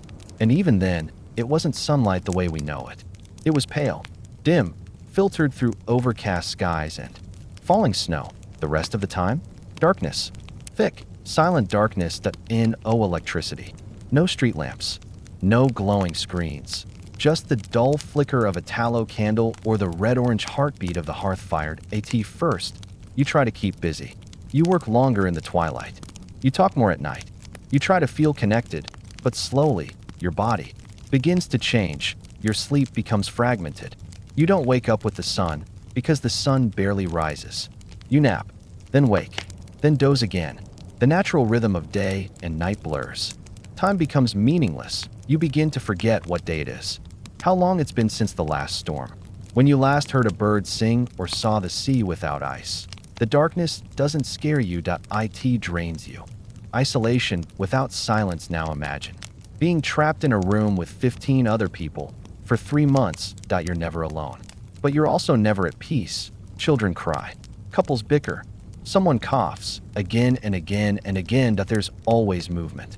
A clatter of wood, a scream from a bad dream, the groan of a sore back, a baby whimpering, a mother whispering. You learn to hate the sound of chewing, of sniffing, of the fire popping. You long for silence, true silence, but you'll never get it.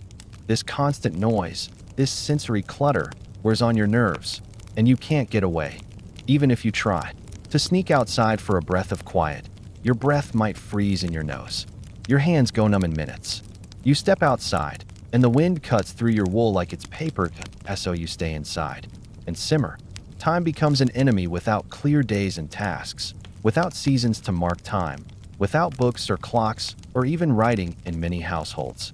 You lose track of everything. Every day feels the same. Wake up, stir the fire, chew a piece of stale barley bread, shake the fleas from your bedding, cut more wood, stir the same pot of broth, repair the same hole in your boots, fight the same feelings. It's not just boredom. It's a slow erosion of meaning. You begin to feel like nothing will ever change. You aren't building anything. You aren't improving. You aren't learning. You are simply existing in a kind of frozen stasis, and that's a dangerous place to be, because humans aren't built for pure survival. We're built to hope. Without hope, even the hardiest Viking warrior begins to lose their edge. Grief is everywhere. You've also lost people, not in some metaphorical way. Literally, you might have buried a brother in early December after he fell through ice. Your neighbor's infant may have died during the first frost. An elder collapsed and never woke up. And there's nowhere to put your grief. No therapy. No grief circles.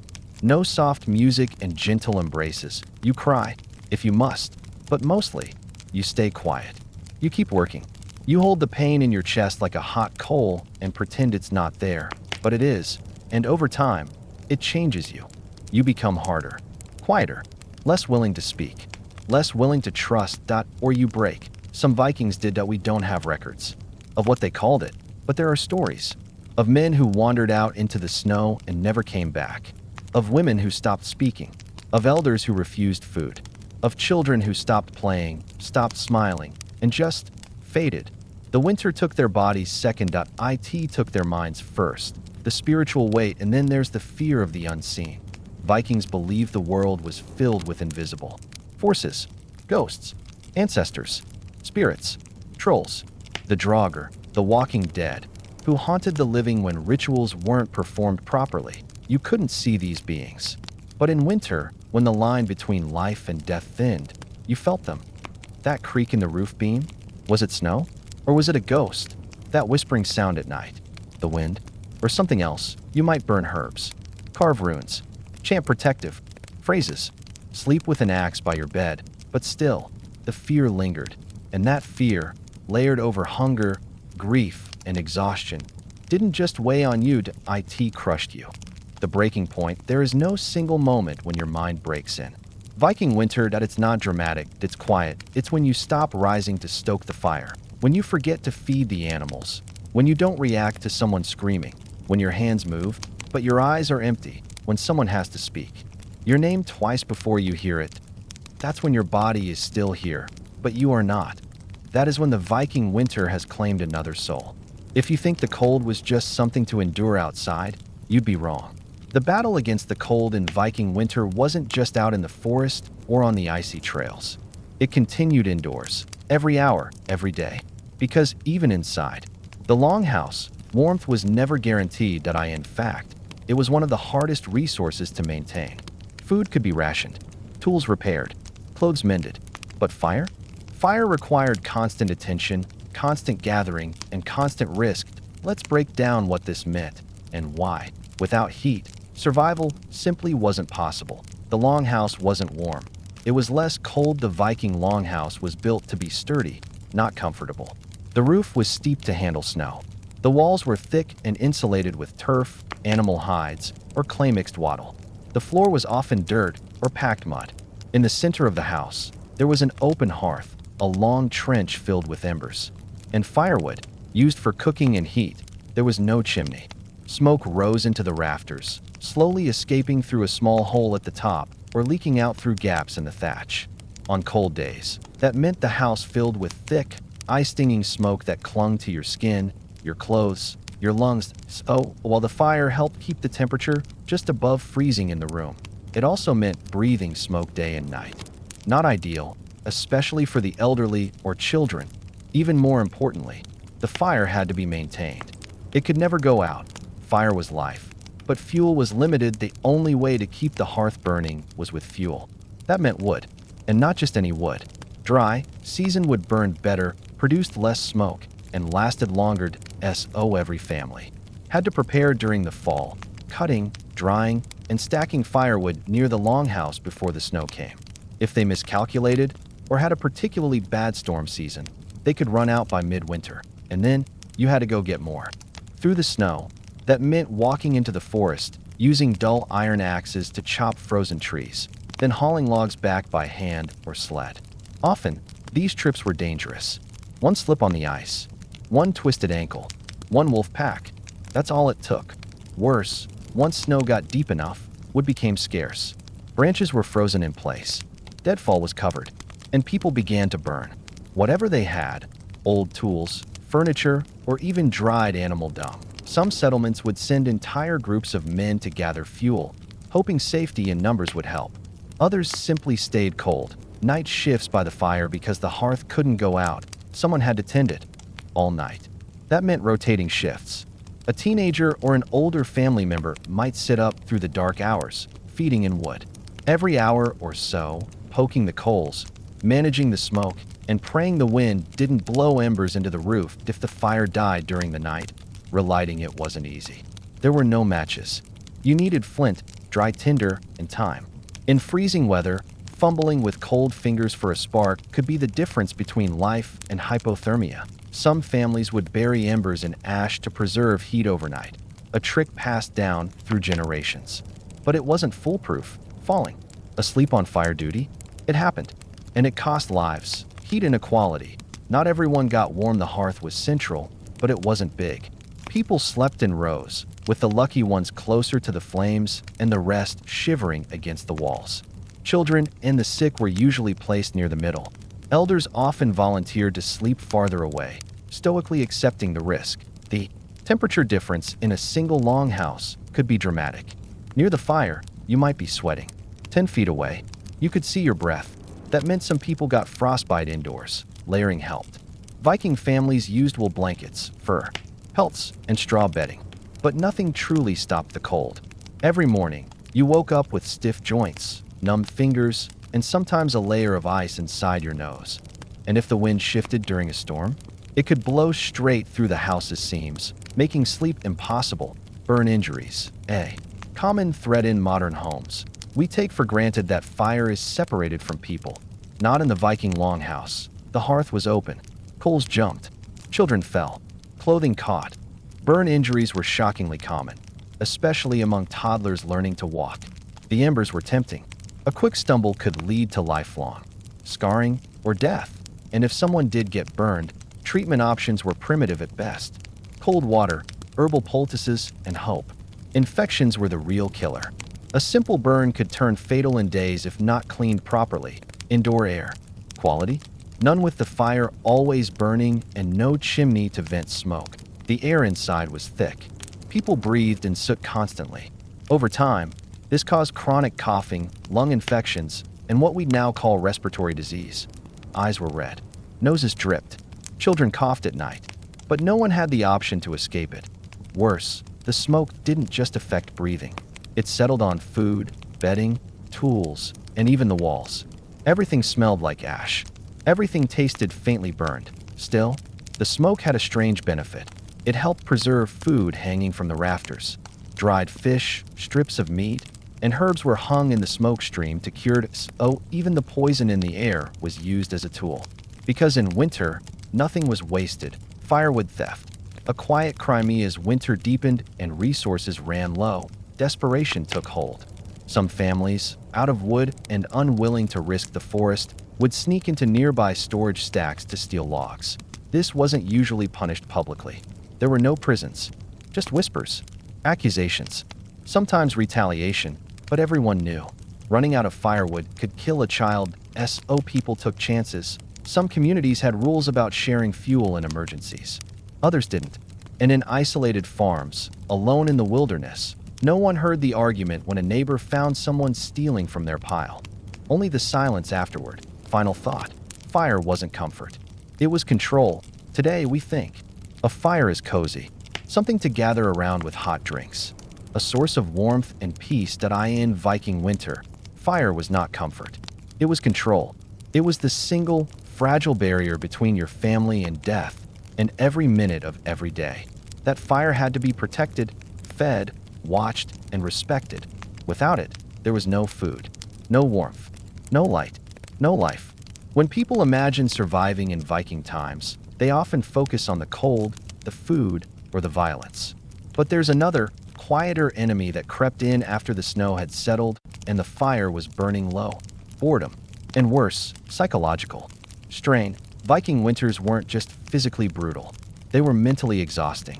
Long periods of confinement, limited sunlight, the constant threat of death, and the repetitive cycle of daily chores wore people down. Especially when the days blurred into weeks, and the weeks into months, with no real sign of change outside the door. Sunlight was a memory depending on how far north a Viking settlement was. Daylight in winter could shrink to just a few hours. And in some extreme regions, almost none at all. The sun would barely rise above the horizon, casting a dim, cold light that felt more like a hint of day than actual brightness. The rest of the time, the world outside was soaked in shades of blue, gray, or total darkness. Candlelight and firelight became your only source of visibility, and this lack of sunlight wasn't just inconvenient.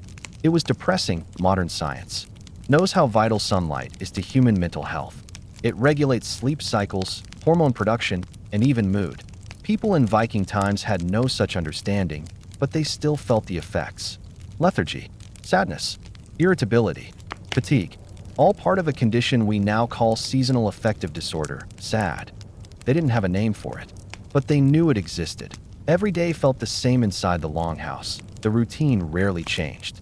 You woke up. You tended to the fire. You checked the animals. You scraped snow off the roof. You tried to fix what had broken overnight. Then maybe, if you were lucky, you ate a warm meal. After that, it was sewing, carving, repairing, sharpening tools, repetitive, quiet, isolating tasks done under poor lighting and in bad air. Children practiced basic skills. The elderly shared stories. And everyone waited for the sky to brighten again, even if just a little. There was no music unless someone played a crude flute or drum. No books, no paper, no clocks, just chores and stories. And the stories were often repeated over and over. Time moved slowly. Weeks passed without any change in scenery, without any visitors, without any new experience.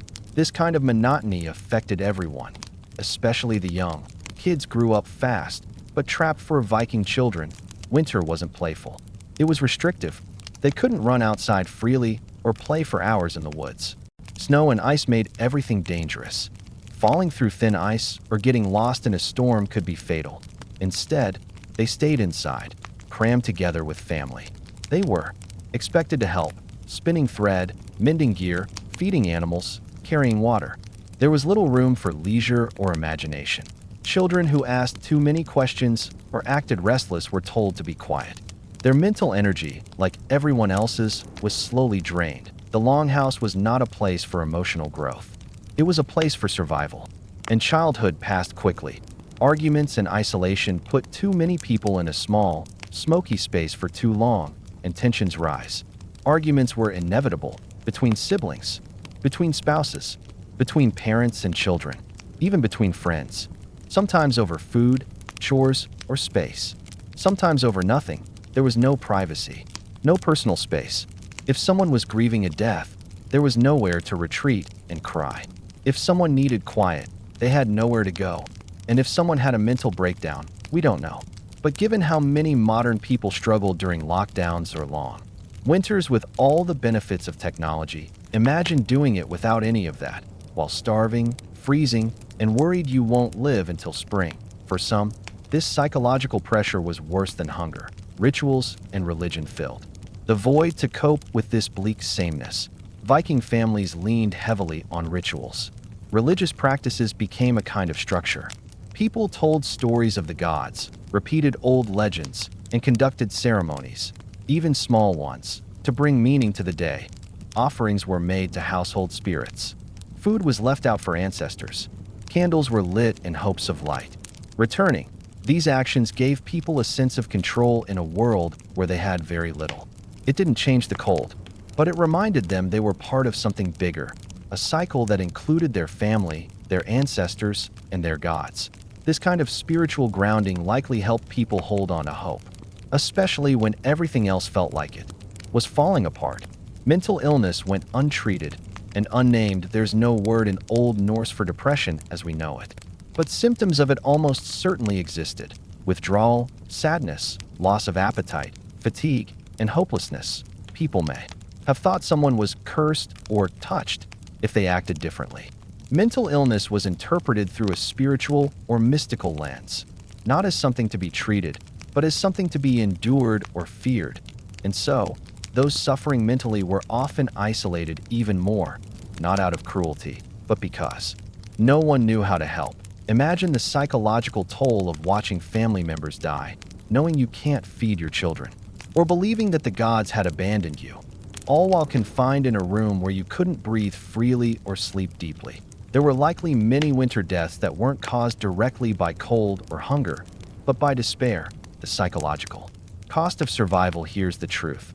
Even if you had the physical strength, the tools, and the experience to survive a Viking winter, you'd still face an enormous mental challenge that you'd be surrounded by death, starvation, cold, and pain, while trapped in near total darkness, breathing smoke, and listening to your stomach growl day after day.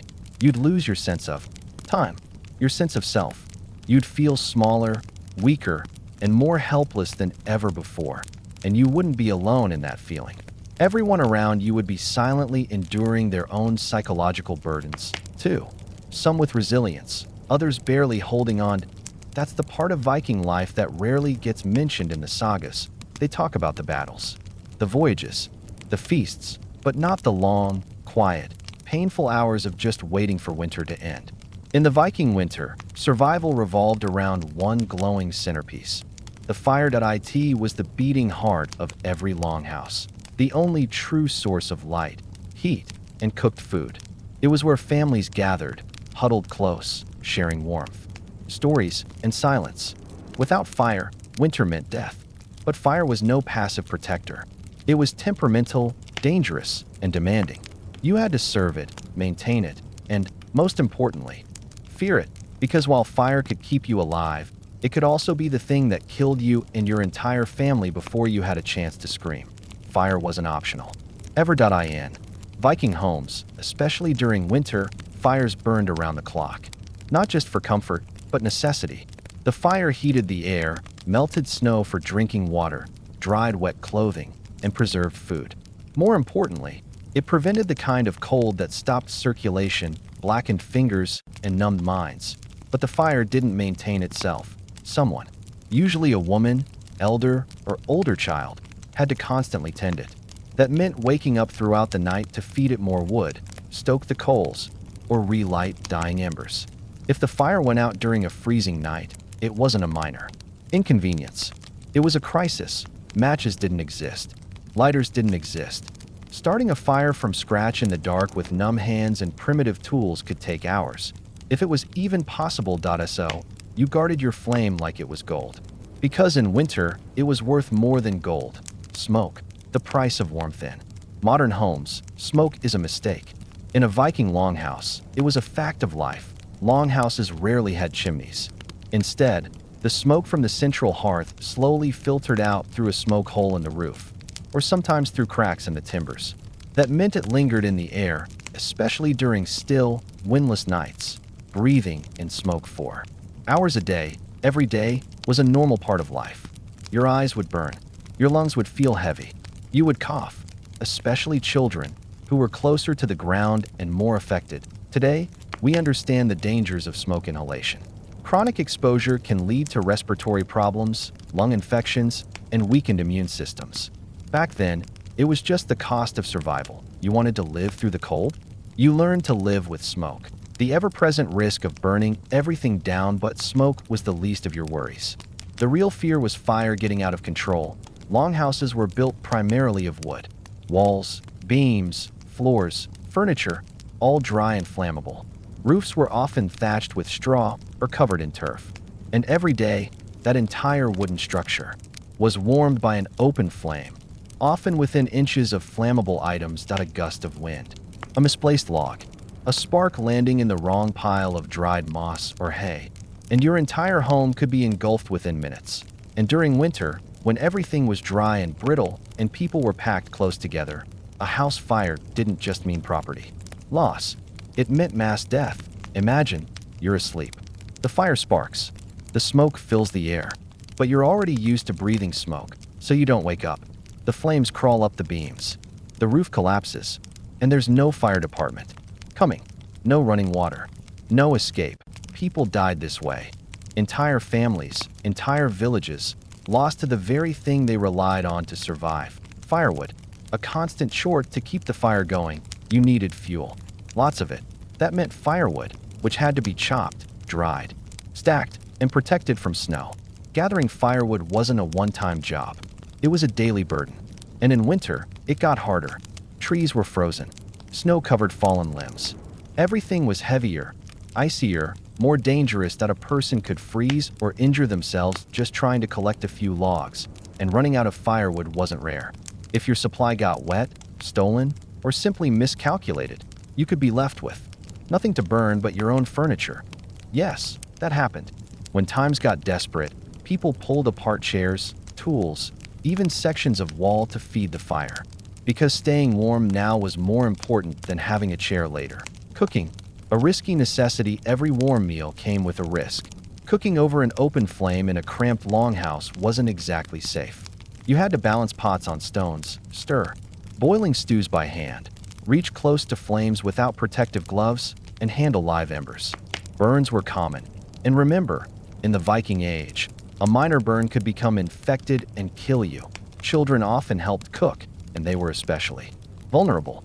One slip of a foot, one tug on the wrong cloth, and they could be scalded or worse, but you had to eat. So you cooked, and you hoped nothing went wrong. Children and the fire children were told to stay away from the fire, but they were also told to help keep it going. This meant that even the youngest had to learn a kind of respectful fear. They knew, not in theory, but in practice, that the fire was dangerous. They had seen people get burned. They had seen animals catch fire. They may have lost relatives to fire at the same time. They were expected to carry wood, stir pots, hold candles, and crawl close to the hearth when space was limited. Some families used stones around the fire as a kind of boundary. Others relied on constant supervision. But accidents still happened. And in a crowded longhouse, screams from a burn could send everyone into panic. Fire as a symbol, and a divider fire was more than physical warmth. It was symbolic that in Viking society, fire separated the civilized from the wild. Outside, beyond, the flame was chaos, cold, animals, spirits, darkness. Inside the fire's glow was life, family, memory, order. Sitting around the hearth wasn't just practical, it was emotional. It gave people something to focus on, a sense of control, a reason to endure the noise, the cold, the fatigue. It also reminded them that they were not alone. But fire also highlighted class differences. Wealthier Viking families had better fire management, larger hearths, more fuel, better ventilation. Poorer families might share a single fire between many people, or ration wood so carefully that the fire barely flickered at night. And in some cases, there wasn't enough room for everyone by the flame. That meant some people, usually the elderly, the sick, or the least powerful, were forced to sleep in the coldest parts of the house. Even the fire couldn't protect everyone equally. Fire wasn't a friend. It was a bargain. In Viking winter, fire was not your friend. It was a deal you made. You promised to feed it, respect it, and protect it, and in return, it might let you live. But if you got careless, if you took it for granted, if you pushed your luck, it reminded you who really held the power. By now, you've trudged through the ice, endured the hunger, breathed the smoke, and dodged death more times than you care to count. But here's the hardest truth of all. It's not the snow, the wolves, or even the lack of food that gets you. In the end, it's the wear, the weight, the slow erosion of your will. Viking winter didn't always kill fast. More often, it chipped away at you, quietly, invisibly, until one day, there was nothing left. The days that never ended, and nights that never left first. There's the light. Or the lack of it in the far north. The sun disappears almost completely in winter. You wake in the dark. You eat in the dark. You work in the dim gray twilight. Days blur into nights, and nights stretch endlessly. There's no electricity, no lamps, no glowing screens, just firelight and shadows. This darkness gets inside you. Modern humans are not built for this. Seasonal depression is common even today in northern climates. Imagine living through it without understanding what's happening. No explanation, no therapy, no hope that it will feel different next week. The endless gloom bends your mind. Time becomes meaningless. Days feel like years. You begin to forget what warmth even felt like. This wasn't just being sad. This was emotional starvation. The isolation Viking communities were small and spread out. In winter, snow made travel almost impossible. Roads became buried. Rivers froze over. Forests turned to deadly traps. So you stayed inside. For weeks. Sometimes months. It sounds romantic. A longhouse full of people gathered around a fire. But in practice, it was claustrophobic, loud, and emotionally exhausting. There was no escape. No alone time. No privacy. If someone snored, you heard it. If a child cried, you felt it. If someone got angry, it echoed through the room like thunder. Disagreements became fights. Fights became grudges. Grudges sometimes ended in violence. And if someone became sick or mentally unstable, you were trapped with them. The strain on relationships. Marriage was often a matter of necessity, not romance. And winter revealed every crack in those relationships. Couples who didn't get along had nowhere to go. The cold kept them inside. The silence gave them too much time to think. Minor irritations, chewing too loudly, complaining, snoring, could become unbearable over time. Divorce was possible in Viking society, but not during winter. You were stuck, and if your partner died, whether from sickness, cold, or childbirth, you had no time to grieve. Survival came first. You might bury them under the floor. You might sleep beside their wrapped body for days. Love did not guarantee survival, but its loss could certainly make you wish you hadn't. what it did to children. Children were raised with strength and obedience in mind, but winter didn't spare them. In fact, it tested them from birth. Many didn't survive infancy. Those who did grew up fast. They fetched water from half-frozen wells. They fed the animals before dawn. They helped patch roofs, mend clothes, and tend to fires. There was no room for softness. No place for tears. If a child cried from the cold, they were told to get used to it. If they tripped and bled, they were expected to keep working. And if they showed signs of weakness, fear, hesitation, rebellion, they were corrected harshly. This wasn't cruelty. This was preparation. Winter didn't tolerate the unready. And if a family ran low on food, priorities shifted. Harsh decisions were made. Not every child got the same portion. Not every child was strong enough to keep. This wasn't rare. This was reality. The war in your own mind. Eventually, your body adjusts to the cold. Your muscles stiffen, your skin cracks, your senses dull, but you adapt. What doesn't adapt is your mind. The silence gets to you. The howling wind at night, that constant, bone-deep scream outside, it seeps into your dreams. You wake often. You forget what day it is. You forget why you're doing any of this. And then the thoughts come. I can't do this anymore. It will never end. No one is coming. What's the point? These aren't dramatic thoughts. They're real, common, and quiet. You might not say them out loud, but they press on you with every breath you take in that frozen air. You stop talking. You stop helping. You lie in bed longer. And the longer you lie there, the colder you get. Until one night, you simply don't get up. This is how many people died in Viking winter. Not by injury, not by wolves, but by the slow extinguishing of hope. And if you made it to spring, if you managed to survive, truly survive, until the thaw, congratulations. But you wouldn't be celebrating. You'd be limping, coughing, exhausted, thinner than you've ever been in your life.